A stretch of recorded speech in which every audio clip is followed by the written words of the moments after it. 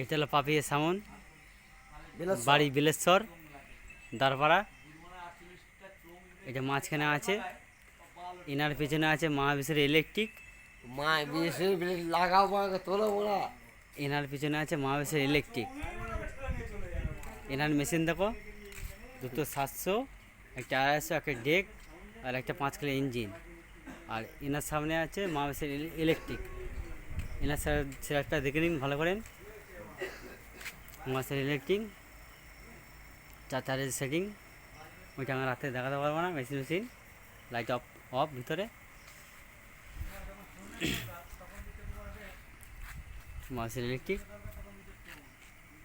এবার সামনে যেটা বললাম পাপিয়া সাউন্ড 24-এর মাল, পাপিয়া সাউন্ড 24-এর মাল।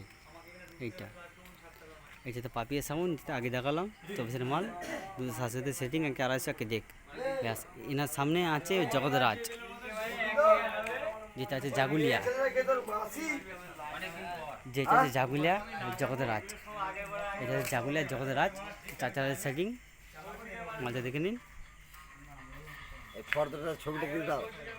এ দেখেন কার্টুনের ছবি আছে, দেখেছো? দেখো বৌদি, হ্যাঁ কার্টুনের ছবি আছে, দেখে নিন ভালো করে। এই জগৎরাজ অন্ধকার তো অত কিছু দেখা বুঝতে পারছি না। হ্যাঁ, বেলা হলে ভালো করে বুঝতে পারো, বুঝলে? এবার দেখে নিন, এটা জগৎরাজ জাগুলিয়া জগৎরাজ। এ দেখো এখানেই, মানে আমাদের তারপরে ব্রিজ এখানে আছে জগৎরাজ 16 মাল। তারপর আছে পাপিয়া, পাপিয়ার পেছনে জমা আছে ইলেকট্রিক, মানে কাছাকাছি।